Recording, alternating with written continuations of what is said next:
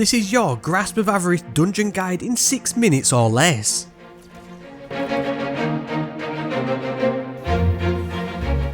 There's 4 main mechanics you need to know. Collecting red engrams dropped by enemies or in the boss room will grant the Burdened by Riches debuff for 30 seconds. This stacks each time you collect one and refreshes the timer. If the timer goes to 0, you will die. There are crystals in the areas that remove these stacks and also charge the crystal by standing next to it. This will help you progress or remove the boss's shield. There's a bunch of switches located in the dungeon which will open doors or latches nearby. Finally, there's Scorch Cannons. You'll need to use these to shoot and overcharge the lock generators, which again will either open doors or latches to progress the objective. Don't forget to collect the Gjallarhorn exotic quest from Shorhan if this is your first time to run through it. You enter the dungeon by shooting into the loot cave. A huge nostalgia hit for OG Destiny 1 players, and this bit had me laughing my socks off. Grab the red engrams and charge the crystal at the back of the cave to start the jumping puzzle. Interact with the various switches to open doors and be mindful of the traps. Once you pull this switch though, head back out to the room where the big sewer gate is and jump up on the ledges to move forwards, following the signs and your nose. Here, you need to activate the switches in the far left room from where you enter. Use the switches to open the latches in the middle, which you can then use as jumping platforms as required. The first large gate at the front of the section will open and spawn a Shrieker. Destroy the adds and activate the switch in the large room. This will open the large room opposite, so kill the adds, activate the switch to open a door and move on. In this section, activate all the switches as you move around to open the doors, which will finally open the door with the Scorch Vandal. Destroy it, grab the cannon and shoot the generator at number 4 to maximum overcharge it and open the door. Move on through, jump up on the boxes and head into the first mini boss area with the insatiable ogre, a throwback to Golgoroth from the Taken King.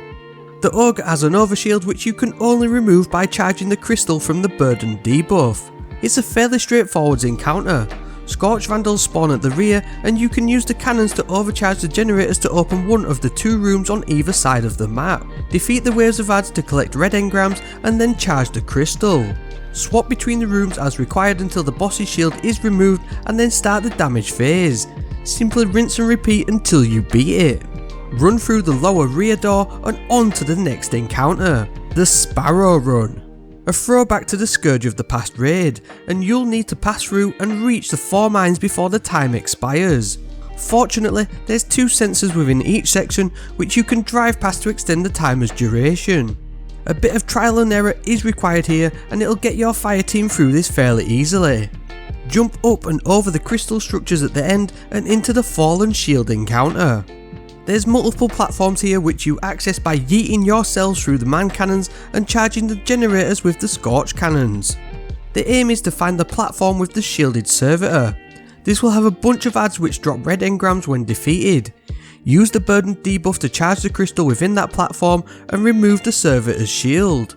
Defeating the servitor will turn it into a bomb which you can then push towards the man cannon. Rotate the cannon to aim towards the central area and yeet it to destroy the shield charge.